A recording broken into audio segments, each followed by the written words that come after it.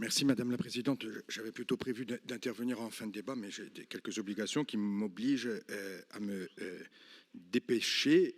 Donc je le fais dès à présent et je m'en excuse auprès de cette Assemblée. Remercier le Président de l'exécutif pour sa présentation exhaustive, donc j'ai plus grand-chose à dire. Mais quand même, souligner, alors tout d'abord saluer la direction, Monsieur Giuseppe et Monsieur André, vous dire à quel point vous avez toute ma confiance et saluer l'ensemble à travers vous des 40 à peu près salariés qui œuvrent au quotidien pour cette entreprise, cette société et plus largement, j'ai plaisir à le dire, pour la Corse. Dire c'est important, même si le président de l'exécutif l'a plus qu'esquissé, mais rappeler que cette société en 2015, lorsque nous accédons aux responsabilités, est au bord du gouffre. Est au bord du gouffre avec toutes des dizaines d'emplois qui sont menacés. Et c'est bien parce qu'il y a eu une décision politique avec une réorientation des activités de la CITEC et une décision politique qui a conduit à une nouvelle gestion. Et je voudrais saluer très amicalement et chaleureusement Rosa Prosperi à ce niveau-là de mon intervention. C'est un travail acharné de la direction des salariés, une décision politique au préalable de la majorité précédente qui a permis aujourd'hui de nous retrouver sur un rapport d'activité 2022 qui a été voté en 2023 à la majorité, à l'unanimité par le conseil d'administration de la CITEC. C'était juste avant l'été, donc le temps d'inscrire pour les formalités administratives. Nous nous retrouvons aujourd'hui, on essaiera de faire mieux la prochaine fois.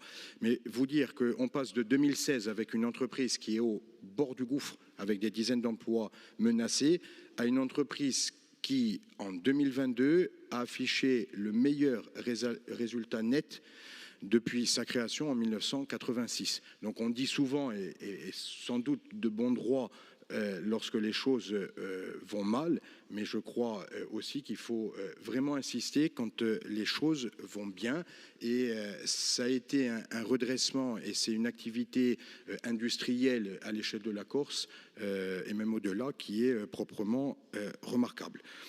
Dire aussi que tous les rapports aujourd'hui font parfaitement sens parce qu'il y a par capillarité, j'anticipe un peu sur les autres rapports, il y a par capillarité le fibrage de l'ensemble des foyers de Corse pour la fibre. Il y a l'alimentation avec un nouveau cap qui va multiplier par plusieurs centaines le débit d'arrivée pour la Corse. Et il y a un opérateur dont la collectivité est majoritaire au capital, mais tout en rappelant que malgré les chiffres excellents qui sont affichés dans le rapport d'activité, que la CITEC ne bénéficie pas d'1 € de subvention d'argent public, donc c'est uniquement par des contrats privés qu'elle fait fonctionner, fructifier son activité. Dire que tout ça converge vers quelque chose qu'on appelle la souveraineté numérique. Donc là, on n'est même plus dans le débat sur l'autonomie. Excusez-moi d'employer le terme de souveraineté pour ceux qui seraient choqués, mais c'est le terme qui est consacré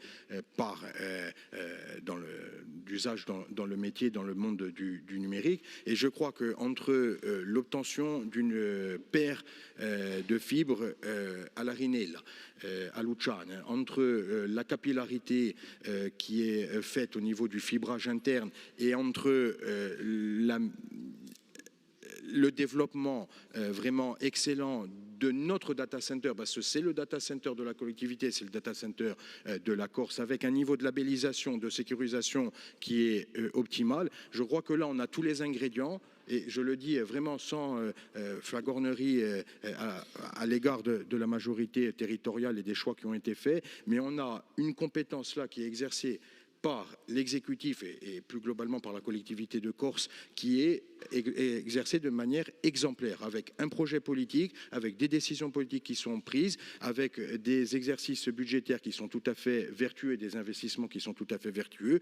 Et je m'arrêterai là, je ne serai pas plus long, au service de la Corse, au service des Corses, et avec une possibilité pour nous, collectivement, pour les Corses, dans les mois et les années à venir, de faire sauter, si je puis dire, à ce niveau-là, la fameuse contrainte que représenterait l'insularité.